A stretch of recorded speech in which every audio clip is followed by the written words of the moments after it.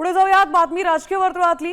रायगड विधान परिषद निवडणुकीत महायुतीमध्ये मोठी राजकीय तडजोड झाल्याची माहिती सूत्रांनी दिली आहे। अनिकेत तटकरे यांचा रस्ता मोकळा करण्यासाठी शिंदे सेनेनं आपला दावा मागे घेतलाय, तर त्या बदल्यात रायगडचे पालकमंत्रीपद मागितलंय। या करारामुळे भरत गोगावलेंचा पालकमंत्री होण्याचा मार्ग आता सुकर झालाय।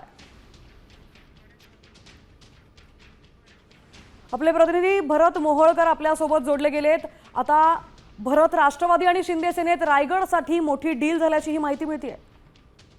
नक्कीच श्रद्धा, आपण जर पाहिलं तर ज्या पद्धतीने रायगडच्या पालकमंत्री पदाचा तिढा गेल्या 1.5 वर्षापासून प्रलंबित असल्याचं आपल्याला पाहायला मिळतंय, मात्र आता तो सुटण्याची शक्यता निर्माण झाली आणि त्याला कारण ठरलंय विधान परिषद निवडणूक।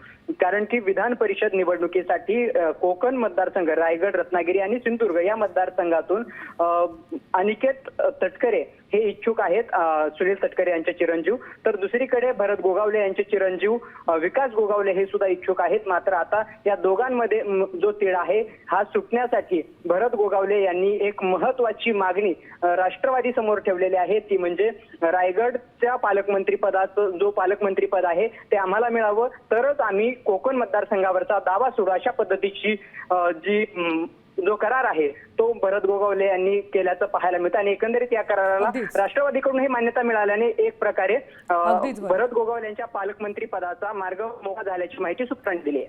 नक्कीच भरत, धन्यवाद आपण दिलेल्या सविस्तर माहितीबद्दल।